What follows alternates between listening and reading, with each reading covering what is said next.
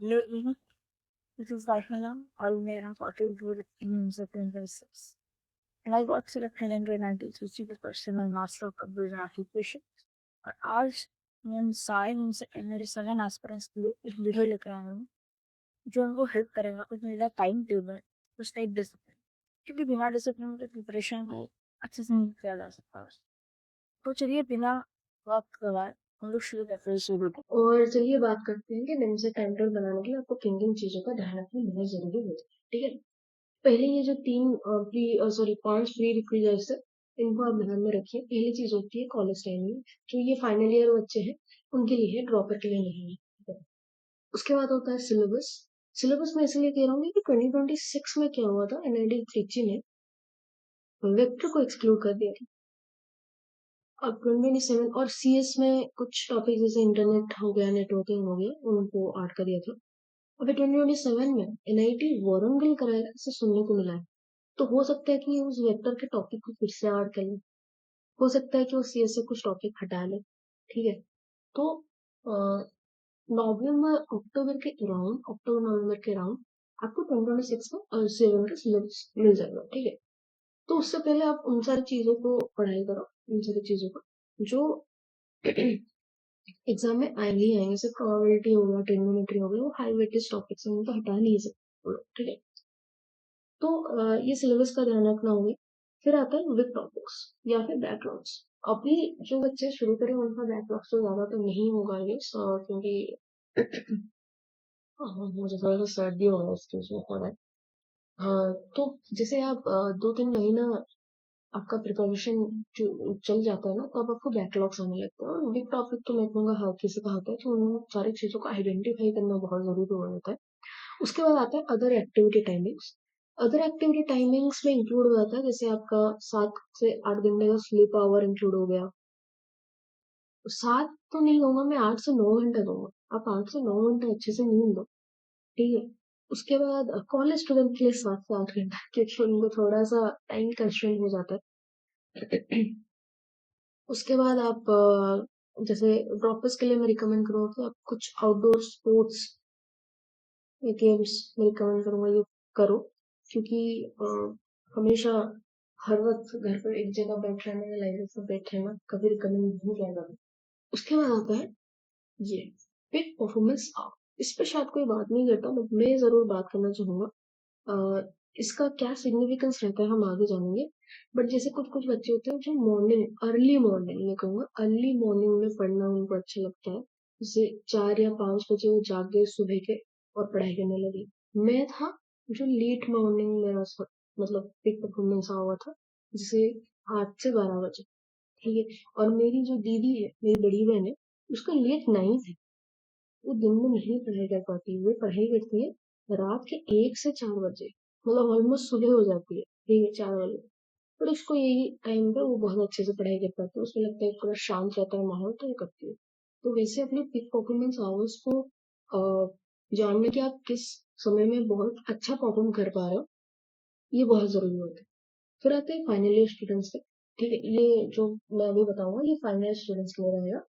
उसमें 2 कैटेगरी के बच्चे रहेंगे। एक, जिनके कॉलेज में 75% मैंडेटरी होता है, जिनका 75% दूसरा 75% मैंडेटरी नहीं होता। तो जिनका 75% मैंडेटरी नहीं होता है वो ड्रॉपर वाले जो टाइम टेबल उसको फॉलो कर सकते हैं। जिनका होता है उनको ये है। ठीक है, मैं मान के चल रहा हूँ, जितना मैंने बात किया बच्चों से, मैं मान के चल रहा हूँ ये आपका कॉलेज टाइमिंग होगा। मेरा भी यही था, 9 से 12 हो गया। उसके साथ मैं बोलूंगा कि 5 घंटा दिन में दो, ज्यादा मत दो। ठीक है, कॉलेज वाले बच्चों के लिए ये देखा जाए तो करीब 12 घंटे के आसपास होता है, इससे ज्यादा आप मत पढ़ो। और ड्रॉपर के लिए तो मैं रिकमेंड करूंगा कि आप 9 से 10 घंटे से ज्यादा मत करो। ठीक है, ये जनरली एक टाइम रेंज होता है एक इंसान का जिसमें वो अच्छा परफॉर्म कर सकता है विदाउट बीइंग एग्जॉस्टेड। ठीक है, और ये मैं उनके लिए कह रहा हूँ जो ऑन टाइम है, लाइक अभी से प्रिपरेशन शुरू कर रहे हैं और वो अच्छे से उसको कर रहे हैं, कम बैकलॉग से।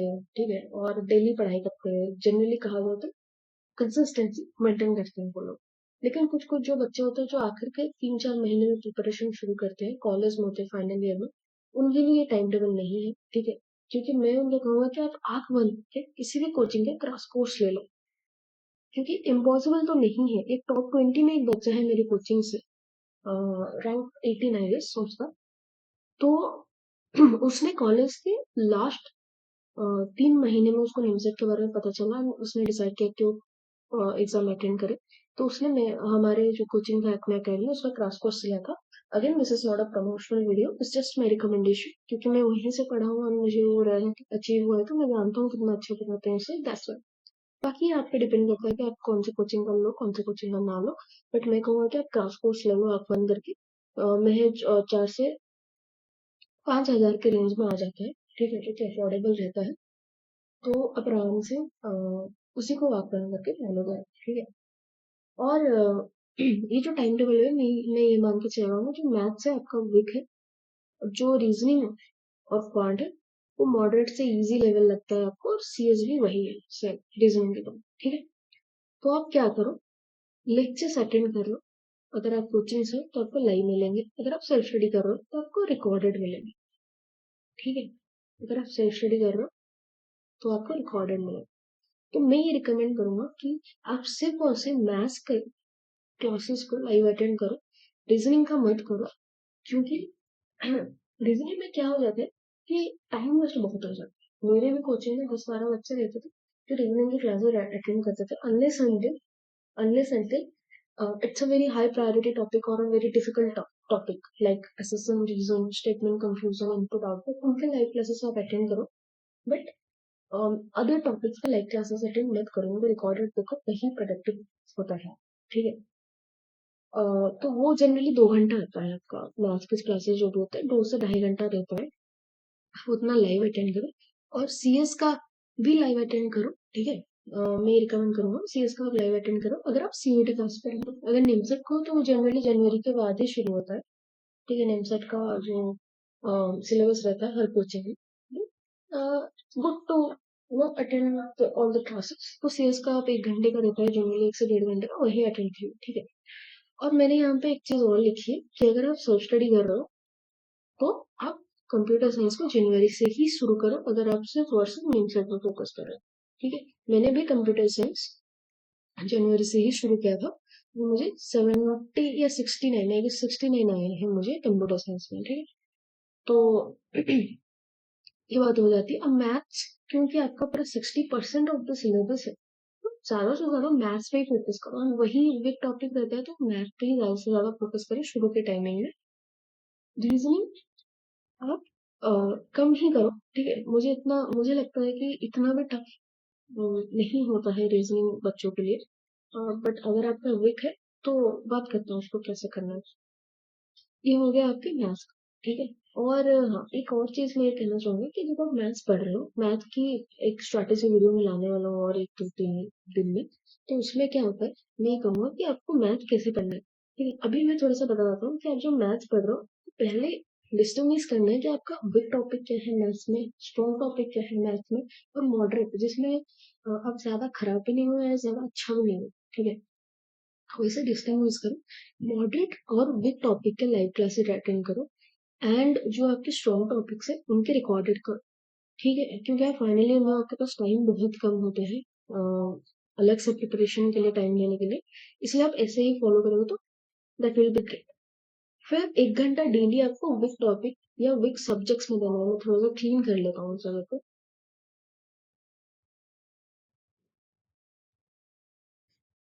ठीक है। आपको विक टॉपिक या विक सब्जेक्ट्स में 1 घंटा डेली लेना है। जैसे मेरा मैथ का, और मैं अपना कैलकुलस बहुत वीक था तो मैं 1 घंटा डेली कैलकुलस को देता ही देता था, ठीक है। और फिर एक्स्ट्रा आप मैथ रिविजन करो, जो आज आपने लेक्चर में पढ़ा उसी चीज को आप रिवाइज करो 1 घंटा दो मैथ, ठीक है। तो जनरली अगर मैं देखूँ यहीं पे आपको 4 घंटा आप मैथ्स को दे रहे हैं, ठीक है, और 1 घंटा आप सीएस को दे रहे हो। और मैं कहूंगा कि अगर आपका एलआर विक है तो आप उसको विक टॉपिक में इंक्लूड कर सकते हो, नहीं तो आप 2 घंटा दो, हर 3 से 4 दिन में आप 2 घंटा दो। ऐसे में अगर आप इसको बांटोगे ना, तो आधा मिनट आप कभी भी कॉलेज में खाली पढ़ते हो तो रीजनिंग लगा लो, ठीक है। आधा मिनट डेली आप रीजनिंग कर लो, इतना काफी है। और ट्राई करना कि आधा मिनट में, मतलब आपका नोट्स रेडी हो गया आज, तो कल आप उन आधा मिनट्स में 40 क्वेश्चन करने की कोशिश करो, उससे क्या होता है ना कि फिर निमसेट के एक्चुअल पेपर में आपको 40 क्वेश्चन मिलते हैं, वो भी आधे घंटे के अंदर करने के लिए। तो उससे आपको प्रैक्टिस लग जाती है, ठीक है? आप रीजनिंग को कभी मतलब ऐसे ना पढ़ो, आप पढ़ो कि आप एग्जाम में ही बैठे हो। पूरा मतलब उसको स्टार्टिंग से एक रिवीजन के टाइम टाइप की तरह पढ़ो, ठीक है? फिर आ जाता है ड्रॉपर वाले जो टाइम टेबल होता है उस पे। ड्रॉपर में भी 2 सीन देखने को मिलता है, एक होता है कि आप कोचिंग में हो, एक होता है आप सेल्फ स्टडी कर रहे हो। तो कोचिंग में जैसे मेरे कोचिंग में थे, उसमें 2 टाइम क्लास रहता था, एक मॉर्निंग में रहता था, एक आपका इवनिंग में रहता था, ठीक है? और कोचिंग में क्या होता है, आपको लाइव भी मिल जाती है, आपको रिकॉर्डेड भी मिल जाता है। अगर आप सेल्फ स्टडी करते हो तो आपसे रिकॉर्डेड लेक्चर्स ही मिलते हैं, ठीक है? तो अब मॉर्निंग में हमारा जो क्लासेस होता था वो ड्रॉपर के लिए एक्स्ट्रा रहता था, और इवनिंग में ड्रॉपर एंड फ्रेशर्स दोनों करते थे, और रेगुलर क्लासेस रहता था। जैसे इवनिंग में क्या होता था, सिलेबस वैसे ही चलता था, जैसे पहले अलजेब्रा खत्म हुआ, फिर कैलकुलस हुआ, फिर कोऑर्डिनेट ज्योमेट्री हुआ। बट जो मॉर्निंग में क्लासेस रहती थी जनरली ये रहता था हमारे सुबह के 11 बजे से 1 बजे तक, ठीक है? दोपहर के 1 बजे तक। उन क्लासेस में होता था कैलकुलस, ठीक है? कैलकुलस थोड़ा सा टफ रहता है बच्चों के लिए, तो वो कैलकुलस हो जाता था। लाइक अगर आप ड्रॉपर हो, आप खाली बैठे हो घर पे, आपको कोचिंग कॉलेज नहीं जाना पड़ता है, तो आप सुबह कैलकुलस पढ़ लिए, फिर इवनिंग को आप रेगुलर क्लासेस जैसे फ्रेशर्स के लिए होता है उसी हिसाब से आप पढ़ लिए, अलजेब्रा हो गया, कैलकुलस हो गया, ऐसे ही, ठीक है? तो मैं कहूंगा ड्रॉपर जो भी है वो 9 से 10 घंटा ज्यादा ना पढ़े, क्योंकि जो स्टडी प्लान है ये भी 9 से 10 घंटे का ही हमने बनाया है, ठीक है? जिसमें से 4 घंटा आपको देने हैं मैथ्स, 2.5 घंटे का लेक्चर हो जाता है, 1.5 घंटे का रिवीजन हो जाता है, वही चीज जो आज आप पढ़े। फिर कंप्यूटर साइंस आप 1 घंटा पढ़ लो और 30 मिनट उसको रिवीजन करो। अगर आप सिर्फ नेमसेट के मतलब फोकस हो, बट कोचिंग ले रखे हैं, तो आप कोचिंग का करो, ठीक है? लाइव क्लासेस करो, सीयूटी नेमसेट का मिला के। लेकिन अगर सेल्फ स्टडी कर रहे हो, अगेन मैं वही बोलूंगा कि जेन्युइनिटी से शुरू करो, ठीक है? और जो सीएस का जो भी टाइम है उसको मैथ्स में एलआर में डिवाइड, ठीक है? उसके बाद आपका आ जाता है रीजनिंग एंड क्वांट, उसको आपको 2 घंटा देना है डेली। 2 घंटा आपको डेली देना है। 30 मिनट्स का फॉर्मूला आपको रिवाइज करना है रोज। 30 मिनट्स का आपको फॉर्मूला रोज रिवाइज करना है। 1.5 घंटा आपको देना है विक टॉपिक से, बैकलॉग से। और ये होता है रोटेशनल डिवीजन 1 घंटा। मैं इसको ट्रिपल स्टार मार्क करूंगा, क्योंकि फॉर्मूला रिवीजन डेली करना मैंडेटरी होता है, और इसको भी मैं ट्रिपल स्टार को दूंगा। है तो रोटेशनल डिवीजन क्या होता है, वो होता है 137 रूल, ठीक है? मैं 147 या क्या मुझे याद नहीं है, बट मैं फॉलो करता हूँ 137 रूल, ठीक है? मुझे अच्छे से याद नहीं है 147 था कि 137 था, बट मैं यही करता था। लाइक आज आपने कुछ पढ़ा, उसके 3 दिन बाद आप उसी को रिवाइज करना है, फिर 7 दिन बाद रिवाइज करना है। ऐसे क्या होता है ना, आपको याद रहता है, आपका अच्छा खासा रिविजन हो जाता है, ठीक? तो ये होता है रोटेशनल रिविजन, आपको हर 1 घंटा देना ही देना है। मैं एक और चीज बताऊंगा फाइनल ईयर बच्चों के लिए। मुझे ये टाइम टेबल मैंने कई सारे बच्चों से बात करके बनाया है। अगर इसमें आपको कुछ ऐड करना है, या फिर को ऐसा लगता है कि नहीं मैं और अच्छा थोड़ा सा 1-2 घंटा एक्स्ट्रा देकर पढ़ाई कर सकता हूँ या कर सकती हूँ, जो कि मैं रिकमेंड नहीं करूंगा 12 घंटे से ज्यादा पढ़ो, ठीक है? मैं कहूँगा आप कॉलेज आवर्स निकाल लो थोड़ा घंटा, क्योंकि हर एक प्रोफेसर का क्लासेस हम लोग नहीं जाते हैं, और कुछ बच्चे होते हैं जो 80% अटेंडेंस बना के बाकी क्लासेस नहीं जाते हो, वैसे कर सकते हो, ठीक है? ये आप पे पूरा डिपेंड कर जाता है। बट मैं जितना बात किया है, मुझे यही टाइम टेबल सही लगा बच्चों से बात करके। तो ये आप पे पूरी तरह से आप पे है, ठीक है? कि आप इस पे क्या ऐड और सब्ट्रैक्ट आप अपने हिसाब से कर सकते हो। ड्रॉपर के लिए मैं वही कहूंगा कि आप इसको अपने तरीके से थोड़ा सा चेंज कर सकते हो, बट मेरे लिए ये काफी काम किया है अच्छे से, मैं आपको यही रिकमेंड करूंगा। ये हो गया। अभी हम चल रहे हैं एक और चीज पे, कि जब आपका मॉक्स आ जाता है तो आपको कैसा टाइम टेबल बनाना रहता है, ठीक है? क्योंकि आपका जो फुल लेंथ होता है वो जनरली नवंबर से शुरू होता है। हर एक कोचिंग में आप किसी का भी टेस्ट सीरीज लेते हो, नवंबर से ही शुरू हो जाता है फुल फुल लेंथ। तो जब आप मॉक आता है, पहली चीज तो आपका सेक्शनल और टॉपिक वाइज मॉक टेस्ट जो भी होता है, आप उसको रिवीजन की तरह ट्रैक करें। लाइक जैसे मैंने यहाँ पे कहा ड्रॉपर वाले ये में, कि 2.5 घंटे का लेक्चर होता है, 1.5 घंटे का रिवीजन आप उसको करो। तो उस 1.5 घंटे के रिवीजन में आप आधा घंटा दे दो, आधा मिनट, हाँ आधा घंटा दे दो नोट्स रिवीजन करने में, और जो 1 घंटा है उसको सेक्शनल मॉक लगाने में। या तो आप बुक्स लगा लो, ठीक है, या तो आप बुक्स लगा लो, नहीं तो आप 6 मंथ मॉक्स लगा लो। नहीं तो एक चीज आप कर सकते हो कि आज आप बुक्स लगा लिए, जब आप रोटेशनल रिवीजन कर रहे हो, जब आप रोटेशनल रिवीजन कर रहे हो 3 दिन बाद, तब आप सेक्शनल मॉक दे दो। नहीं तो सेक्शनल मॉक्स जो भी होता है वो पढ़ाई के तुरंत बाद आ जाता है कोचिंग में, एक दो दिन में। तो आप सेक्शनल मॉक्स दे दो, फिर रोटेशनल रिवीजन के टाइम पे आप बुक्स के क्वेश्चन लगा लेना, ठीक है। आप उसको ट्रीट करो, रिवीजन की तरह ट्रीट करो। जब फुल लेंथ मॉक आ जाती है, नए मेरे साथ फुल लेंथ नहीं लगती है, जनरली आपका 50% सिलेबस जो होता है कवर हो ही जाता है, आई गेस 40% कवर हो ही जाता है, क्योंकि हम लोग का कोचिंग में अलजेब्रा कवर हो गया था, ट्रिग्नो के शुरू शुरू के कवर हो गए थे, as ratio function, ITF and trigonometry equation, और कैलकुलस का शायद एमओडी, हाँ, मेथड ऑफ डिफरेंशिएशन में कवर हो गया है, ठीक है, जनरली कवर हो जाता है। तो उसमें आप 2 घंटा आपका फिक्स रहता है, 2 से 4 बजे, क्योंकि ये आपका एक्चुअल निमसेट का टाइम रहता है। तो 2 से 4 घंटा आपका एक्चुअल निमसेट का टाइम रहता है, उसी टाइम पे ही मॉक लगा, ये आपको काफी फायदेमंद रहता है, ठीक है। और 30 से 40 मिनट आप एनालिसिस पे लगाओ।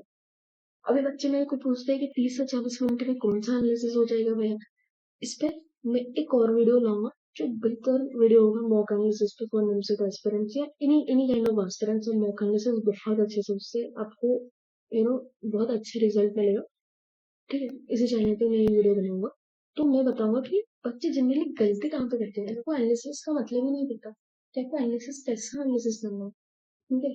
वो क्या करते हैं, पूरा क्वेश्चन बैठ के करने लगते हैं, और उनको लगता है कि यही एनालिसिस, बट मॉक एनालिसिस वैसे नहीं होता। तो क्वेश्चन सॉल्व करना एक दूसरी पार्ट हो जाती है मॉक एनालिसिस का, मतलब मॉक से अपनी गलतियों को सुधारने का, ठीक है। मॉक एनालिसिस का मतलब होता है गलतियां फाइंड करो और उनके रीजंस को फाइंड करो, उनको सॉल्व करना, सोल्यूशन ढूंढना, ये अलग पार्ट हो जाता है, गेटिंग माई पॉइंट। तो उसका एक और वीडियो मैं लाने वाला हूँ, उसके लिए थोड़ा सा आपको इंतजार करना पड़ेगा, ठीक है। तो ये जो है फुल लेंथ, ये यहाँ पे देखिए, मैं 1 घंटा मॉक के क्वेश्चन प्रैक्टिस में दिया हूँ, ठीक है। ये एनालिसिस अलग है, क्वेश्चन प्रैक्टिस अलग है, ठीक है। और जब जब आपका 40% सिलेबस कवर हो जाता है ना, तो आप आराम से इसमें से टाइम निकाल के फुल एंड मॉक को दे सकते हो, एनालिसिस को दे सकते हो, ठीक है। ये आप पे डिपेंड करता है आप कर रहे हो कब। अभी मैं चलता हूँ आपको लेकर के मेरा जो टाइम टेबल, बच्चे मुझसे पूछते हैं कि भैया आपका टाइम टेबल क्या था, आपने कैसे फॉलो किया था, और यहीं पे मैं बताऊंगा कि आपके की परफॉर्मेंस आवर्स का क्या सिग्निफिकेंस रहता है। पहले तो मैं बताना चाहूंगा, अगस्त से दिसंबर जब मेरा ड्रॉप था, मैंने उस टाइम पे दिन का मैं 3 से 4 घंटा ही ज्यादातर पढ़ पाता था, क्योंकि घर पे था और घर पे अच्छे से पढ़ाई नहीं हो पाती, मैं बहुत आलसी था, मैं बहुत सोता था। तो मैं 3 घंटे का जनरली मैं क्लासेस करता था, नोट्स बनाता था लेक्चर्स देके, और 1 घंटा में रीजनिंग प्रैक्टिस करता था, ठीक है। 1 घंटा में रीजनिंग प्रैक्टिस करता था, ज्यादा नहीं करता था। उसके बाद जनवरी से मार्च 20 मेरा इंटर्नशिप चल रहा था, गवर्नमेंट इंटर्नशिप था मेरा, उड़ीसा सेक्रेटेरिएट के अंदर।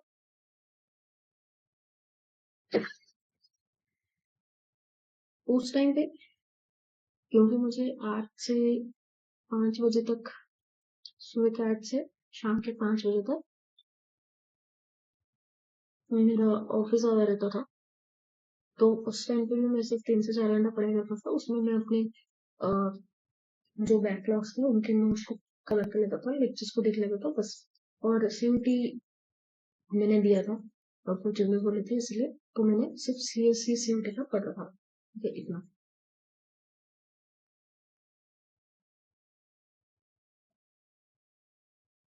तो मेरा ये वाले टाइम टेबल पे, जो मार्च से मैंने फॉलो किया था, मार्च 20 से मई 31 तक, ठीक है।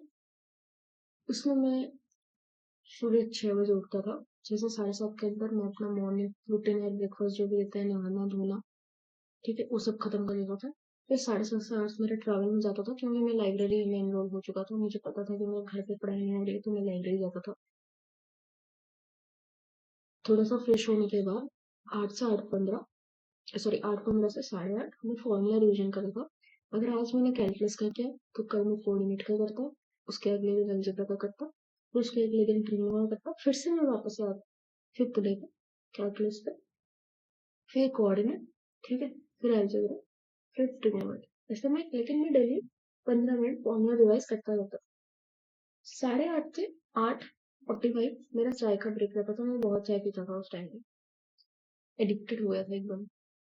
आप कुछ भी ब्रेक ले सकते हो, आप किताबें पढ़ सकते हो, आप थोड़ा सा खेलने कूदना कर सकते हो 15 मिनट में, not mobile games, digital games, outdoor games, okay. फिर 8:45 से 12 बजे ये मेरा पिक परफॉर्मेंस आवर रहता था। तो मैं इस टाइम पे अपना सबसे बड़ा वीक सब्जेक्ट मैथ्स पढ़ता था, और उसका भी वीक टॉपिक जैसे कैलकुलस, जैसे ट्रिग्नोमेट्री का आईटीएफ, ठीक है, ये मैं पढ़ाई करता था। तो आपको पिक परफॉर्मेंस के आवर पे वही सब्जेक्ट, वही टॉपिक्स पढ़ने हैं जिसमें आप वीक हो, ताकि आप उनको अच्छे से समझ सको, उनसे ज्यादा चीज को आप गेन कर सको। फिर 12 से 12:15 मेरा लंच आवर होता था। 12:15 से 1:15 मैं नैप ले पा रहा, छोटा सा लाइब्रेरी में इसको आता था, मस्त एसी वैसी लगता था वहां पे। 1:15 से 2 मैं रिविजन करता था लॉजिकल रीजनिंग और क्वांट की, क्योंकि वो आलसी लगता था। दोपहर में 1 घंटा नैप लेके उठते हो नहीं। कुछ कुछ बच्चे होते हैं जिनको काफी अच्छा लगता है, फ्रेश लगता है, बट मुझे नहीं लगता था, मुझे तो और ज्यादा नींद लगता था। ठीक है, उस वक्त मैं अपने घर पे होता तो मैं सो जाता था, बट लाइब्रेरी में तो आप इतना समय नहीं सो सकते हो। तो उस टाइम पे, और आपको क्योंकि कम टाइम बचा है तो आपको अच्छे से पढ़ना भी पड़ेगा, तो मैं वही सब्जेक्ट उठाता था जिसमें, जो मेरे फेवरेट है, जिसमें मैं अच्छा हूँ, ठीक है। तो रीजनिंग में करता था क्योंकि मैं उन पे काफी अच्छा था, तो मैं रीजनिंग करता था। उसके बाद 2 से 4 मैं मॉक्स देता था। 4 से 4:30 चाय ब्रेक होती थी मेरी, आधा घंटा एकदम मस्त फ्रेश होके आता था, और 4:30 से 5 मैं एनालिसिस करता था, आधा घंटा अगेन। उसके बाद 5 से 7 कोचिंग क्लासेस होते थे कंप्यूटर साइंस। ये जो देख रहे हो, ये मेरे कोचिंग का नहीं है, अपने अकेडमी का नहीं है। मैं 11th और 12th के बच्चों को पढ़ाता था, सीबीएसई और उड़ीसा स्टेट बोर्ड। उनके बच्चों को आईटी एंड सिक्स के जो लेक्चर्स थे मैं वो प्रोवाइड करता था एक कोचिंग में। मेरे एक सीनियर थे, उन्होंने एक कोचिंग बनवाया था, वहाँ पे मैं 5-6 बच्चे थे जिनको मैं पढ़ाता था सब। इसलिए मेरा यहीं से ही रिवीजन हुआ होगा था, मुझे एक्स्ट्रा घर पे आके रिवीजन करने की जरूरत नहीं पड़ती थी कंप्यूटर साइंस। फिर 7 से 8 मैं मैथ्स के वीक टॉपिक्स को अगेन ये रखा हुआ 1 घंटा, जहाँ पे मैंने कहा था कि आपको अपने वीक टॉपिक्स को ध्यान में देना है, मैं देता था। 8 बजे मैं घर लौटा था लाइब्रेरी से। 8 से 9:30 फ्रेश होना, डिनर करना, उसके बाद टाइम बच जाती थी तो मैं किताबें पढ़ता था। मैं साइंस फिक्शन किताबें पढ़ता हूँ, एस्ट्रोफिजिक्स किताबें पढ़ता हूँ, स्टीफन हॉकिंग्स का हो गया, ब्लैक होल्स पे, और हिस्ट्री को भी बहुत पढ़ता हूँ। फिर साइकोलॉजी हो जाता है, क्योंकि एआईएमएल अगर आप रिसर्च करते हो, क्योंकि मैं स्टैट्स बैकग्राउंड से था तो हमारे एआईएमएल थोड़ा सा था, इसलिए साइकोलॉजी काफी हेल्पफुल होता है। उसके बाद स्टोरी बुक्स में बहुत कम पढ़ता हूँ, बट हाँ पढ़ता हूँ, ऐसे बुक्स है जो मैं किताबें पढ़ता था, आप भी कर सकते हो। फाइनेंस और बिजनेस का मैं बहुत ज्यादा पढ़ता हूँ भी, ठीक है। फिर 9:30 से 10:30 यूआईक्यूज हो गया, यूनिवर्सिटी वीडियोस, मतलब अनलिमिटेड सिलेक्शन सीरीज चलता था हमारे कोचिंग का यूट्यूब में फ्रीली, जिसमें सर काफी अच्छी क्वालिटी क्वेश्चंस उठाते थे जेई के, ठीक है, और निमसेट के, उनको कराते थे वो। तो उनका मैं रिकॉर्डेड देखता था, क्योंकि ऐसा कुछ सवाल होता है जो आपसे सॉल्व होता है, बट आप आगे नहीं दे पाते क्योंकि सर ने उसको सॉल्व नहीं किया दूसरे बच्चों के लिए। तो मैं प्रीवियस डे का जो लेक्चर होता है उसको आज देखता हूँ और देख लेता हूँ रिकॉर्डर, ठीक है। नहीं तो अगर किसी दिन अगर सर ने अपलोड नहीं किया है, क्लास नहीं हुआ है, तो पीवाईक्यूज लगा लो जेई, ठीक है। मैं ये करता था। उसके बाद 10:30 से 6 बजे आप फॉर्मूला रिकॉल करो अगेन 10 मिनट, और फिर सो जाओ।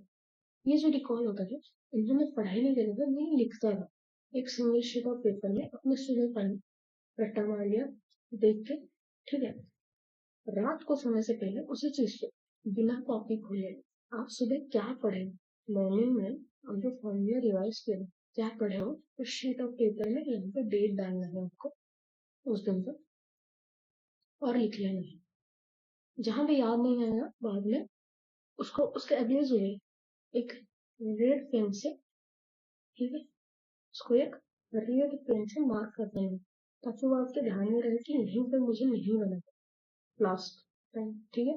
तो इससे आपको फॉर्मूला रिवाइज करना है, this is the way of formula revision to, मैंने इसमें बता दिया। और ये पूरा आपका और ये पूरा आपका एक अच्छा सा टाइम टेबल बन जाता है, जो आपको डिसिप्लिन रखता है। और सबसे बड़ी बात मैं फिर से बोलना चाहूंगा कि सबसे बड़ी बात होती है कंसिस्टेंसी, ठीक है। इसको मेंटेन रखो, आप कितना भी अच्छा टाइम टेबल बना लो, अगर ये मेंटेन नहीं रखा तो फिर कुछ नहीं होने वाला, ठीक है। तो that's all for this video. ऐसा टू डू लिस्ट आप बना सकते हो, बट मैं रिकमेंड नहीं करूंगा, ठीक है, कि बस फैंसी चीजें होती है बट कोई काम का नहीं होता है। तो that's all for today, and thank you for watching this video, and all the best for your namesake conquest.